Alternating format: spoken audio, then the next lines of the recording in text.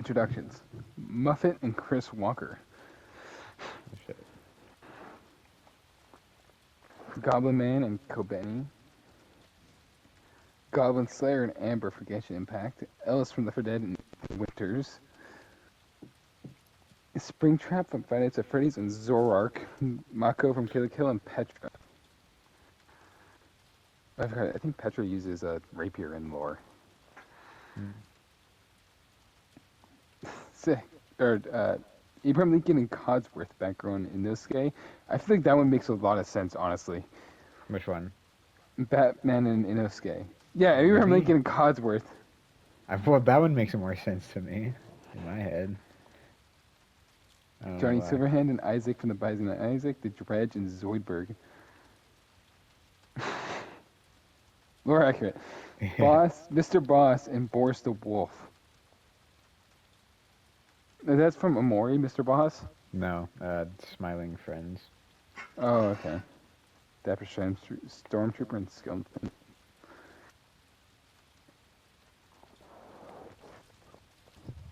Okay.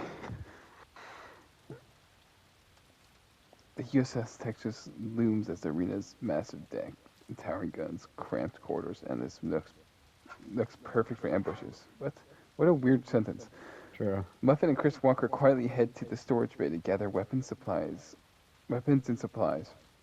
Chris analyzes patterns and crew movement while Muffin sets up small traps along narrow passages.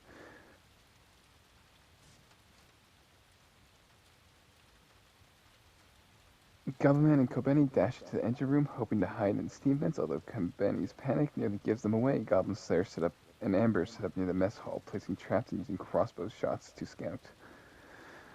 Ethan and Ellis move stealthily along the main deck, scouting for weapons and avoiding others. Springtrap and Zorak hide in shadows, corners, creating illusions to mislead anyone passing by. Mako run across the upper deck, Mako's antics luring attention, while Petra readies defenses. Abraham Lincoln and Codsworth take command take the command bridge for strategic overview. Lincoln draws invisible lines of control, anticipating conflicts. Batgirl and Inosuke sneak through the gun deck. Batgirl Inosuke charges recklessly, breaking doors and alerting nearby duos. Johnny Silverhand and Isaac occupy the lower engine rooms, using metal scraps as makeshift weapons. The Dredge and Zoidberg linger near supply lockers, scaring off anyone nearby. Mr. Boss and Boris dominate the cargo hold, flexing intimidation over anyone that passes by. Dapper Stormtrooper and Skeleton patrol the mid-deck. Chaos erupts as Mako accidentally triggers a trap meant for Goblin Slayer, sending debris towards the engine room.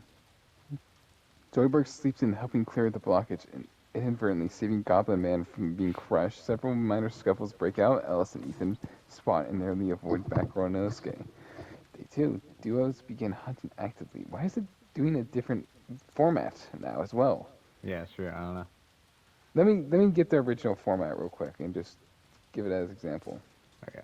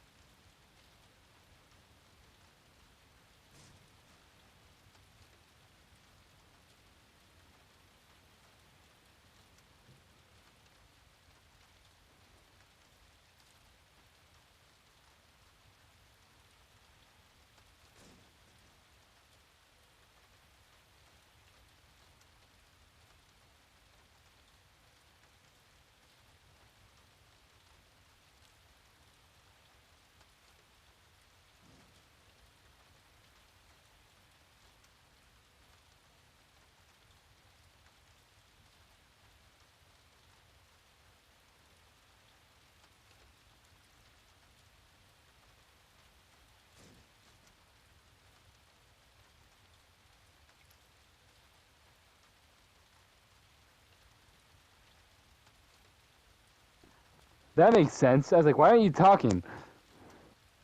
Were you muted? Or was No, my controller disconnected. I see. Because I'm a bit far away, and I was moving it around, and I just moved it barely out of range. Got it. Um, the decks are slick with condensation, rusted corridors, blah blah blah. Flooded decks is the new event. Walker and Muffet. Muffet swings across the partially flooded deck, webbing hand holds to prevent slipping. Chris sloshes carefully, testing the water's depth. They hear shouting, struggling nearby. Coben and Goblin Man slip into the corridors, panic written on their faces. Muffet aims a web to trip Goblin Man. He falls waist deep water. Coben screams. Chris grabs Muffet's arm. Muffet whispers, "We're not looking for blood yet. They'll make it easy for them." Goblin Slayer and Amber, the engines hum as water fills the lower decks.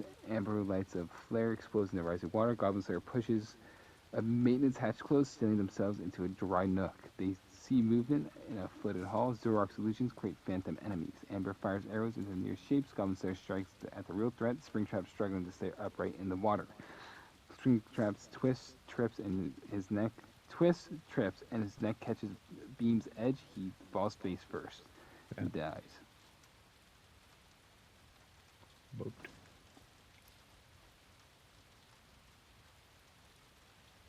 Okay, Elsa's back from the dead somehow, and Okay. that's fine. Whatever. He's gonna die in just a moment, anyways. I take it. I assume. Mm-hmm. Elsa grips a water pipe as the water rises over. This is a man.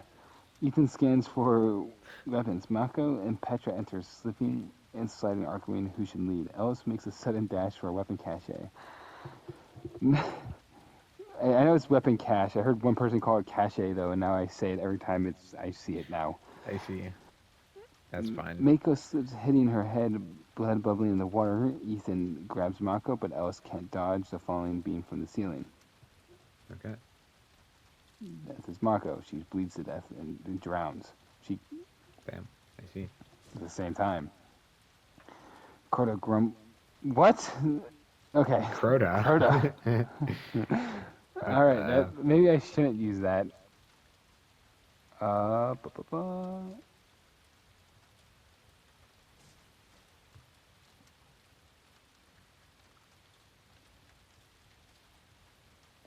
I gave an example using one of the old ones. That's why.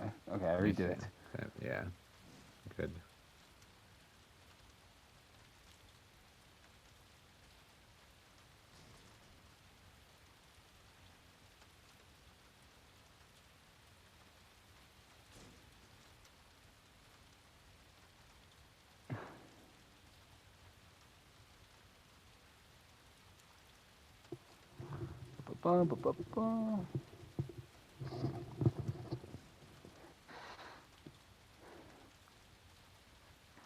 All right.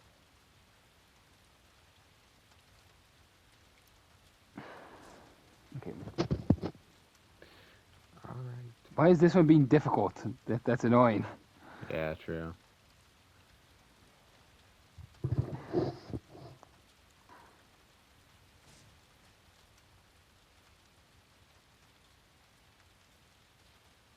Give Eve.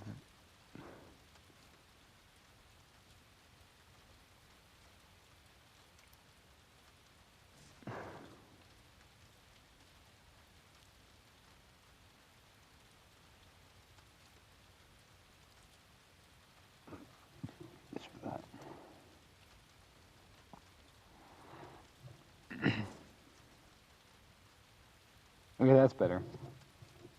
Muffet and Chris Walker. Muffet uses her agility to avoid chaos. Okay,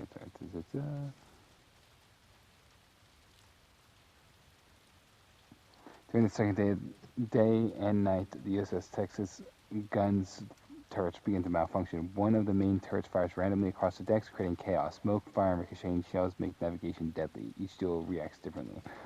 Muffet uses her agility to avoid the chaos while setting up traps on the deck. Chris Walker physically blocks turret blasts aimed at them. How? sustaining injuries but saving Muffet. They remain unharmed but realize that Reno's hazards are deadly as other tributes. The pair, Kobeni and Goblin Man, hide in the engine compartment, avoiding falling shells. Kobeni panics, accidentally triggering a hatch. A blast from the turret collapses the compartment, killing Kobeni instantly. Goblin Man narrowly survives. Goblin Slayer leads Amber through the safe path along the lower decks. They attempt to rescue Kobeni but arrive too late, witnessing the aftermath. Amber suffers minor burns from the stray shell. Elle is gone and Ethan moves cautiously alone. He navigates the chaos using shadows and small debris for his cover. Ethan avoids all turrets, but is shaken by witnessing other duos getting injured.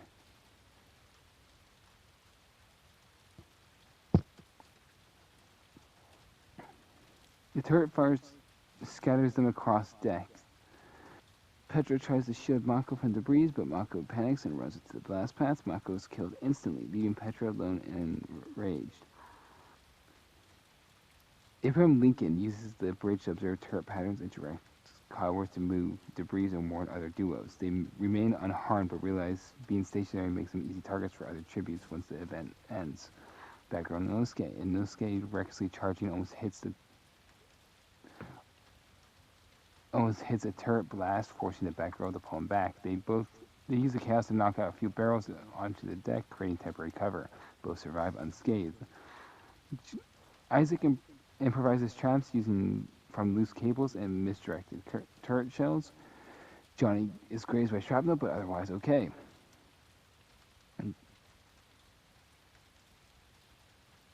Dredge and Zoidberg scavenge for supplies while the others are distracted.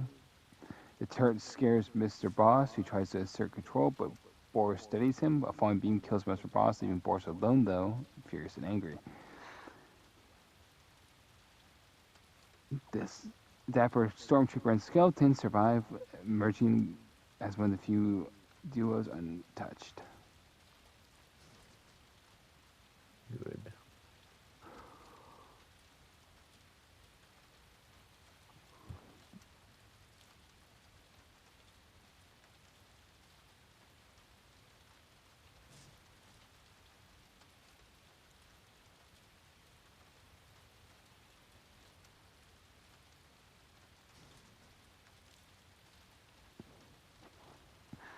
Day 1, Muffin and Chris Walker, Chapter 3.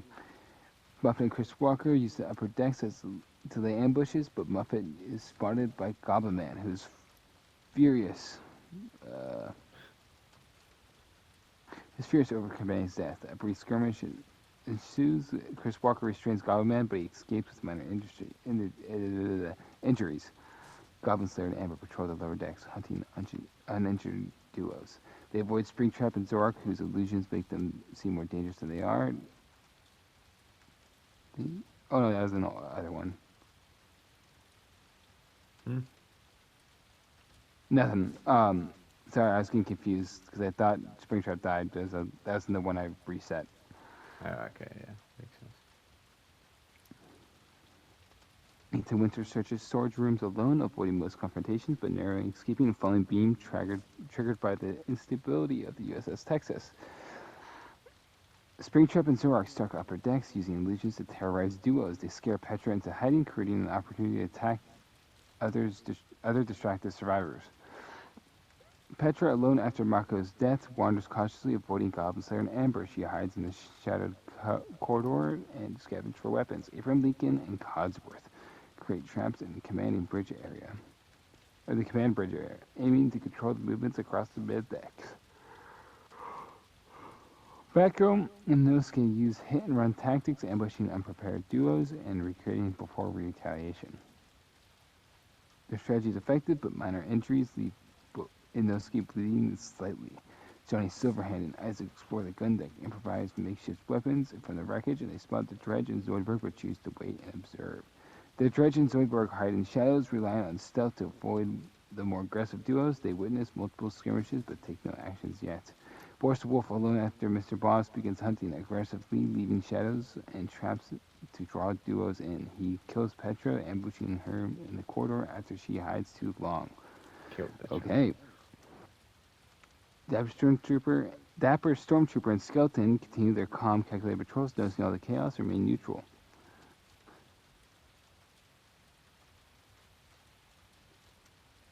Night 1, Zoidberg and clumsy in the shadows and accidentally triggers a trap set by Batgirl and Inosuke. The Dredge tries to save him, but cannot. Zoidberg dies, leaving the Dredge alone. The USS Texas creaks and groans as more unstable debris threatens to collapse.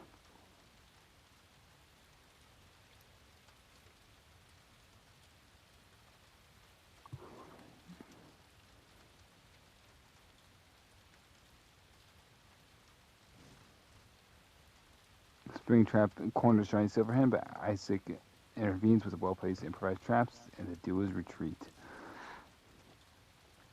Abraham Lincoln and Cosworth continue fortifying the bridge, creating choke points, and they spot Petra's death from a distance.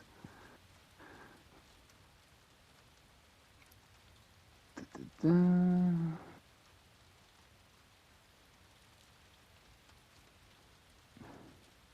Dredge starts looting Zoidberg's corpse. Alright. He just starts looting people. Yeah.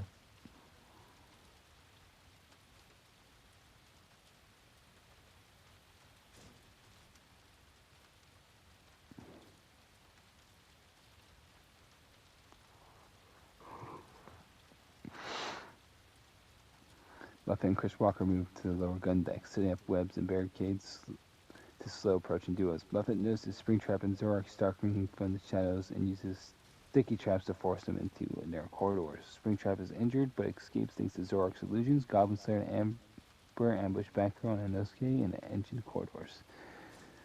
Amber fires arrows to distract Goblin Slayer. Goblin Slayer moves in to slash. Inosuke takes direct hit and collapses. Inosuke dies, leaving Batgirl alone and enraged. Ethan Winter scavenges weapons and tends to minor wounds. He avoids all major confrontations using stealth and moves to move across the deck. Springtrap and Zorak continue psychological attacks, frightening duos. They accidentally corner Muffet, but she escapes using her webs to Chris Walker. Though Chris Walker is grazed by claws in the scuffle. Abraham Lincoln Cosworth fortify the bridge.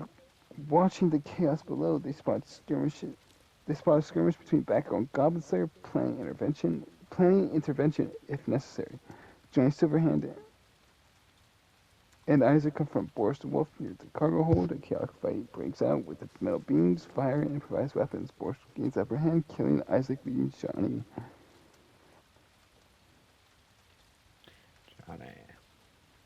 Dredge continues just to loot people. Why?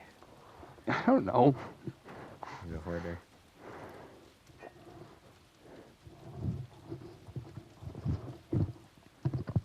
Buffett and Chris Walker attempt to ambush Goblin Slayer Amber, but only injure Goblin Slayer slightly. Amber is forced to retreat and regroup. Batgirl is now alone, who stealthily sets traps for anyone following.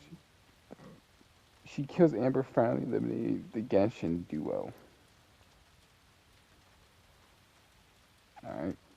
Boris corners Johnny Silverhand in the upper deck. A brutal brawl ensues. Johnny is killed. Yeah. Buffett and Chris Walker take defensive positions, preparing positions near the command bridge, avoiding direct conflict, but preparing traps for anyone approaching. Springtrap and Zorak target Batgirl's. Zorak creates illusions to confuse her, but Batgirl's gadgets allow her to dodge attacks. The fight ends inconclusively, with Springtrap slightly injured.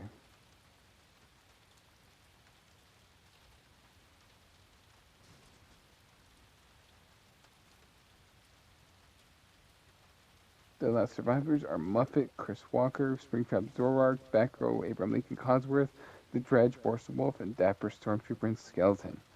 Sick.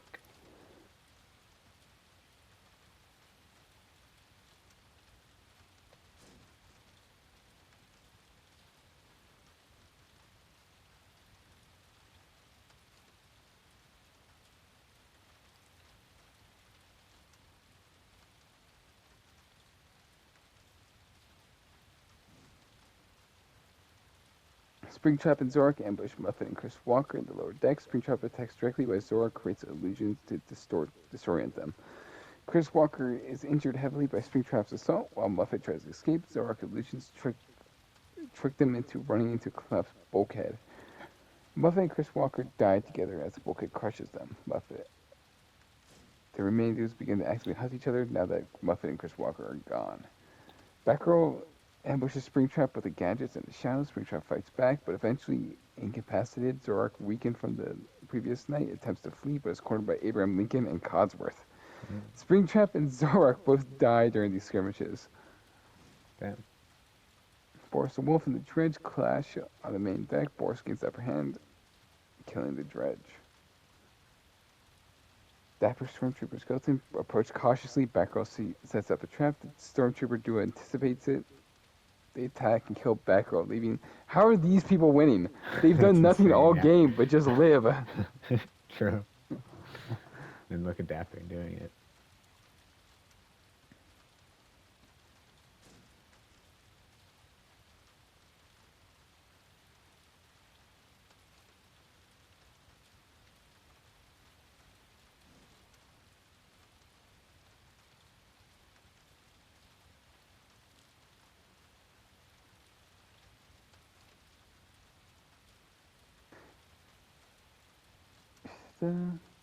Abraham Lincoln and Codsworth versus Boris the Wolf and Dapper Stormtrooper and Dapper Skeleton. Lincoln uses the bridge's height and Codsworth's mechanical abilities to set traps. Boris attacks aggressively, but Lincoln lures him into collapsing the hatch, killing him. Dapper Stormtrooper and Dapper Skeleton attempt to last coordinated strike. Lincoln predicts it, using Codsworth to disable the skeleton's mobility while taking down the Stormtrooper. Only Abraham Lincoln and Codsworth remain. Okay.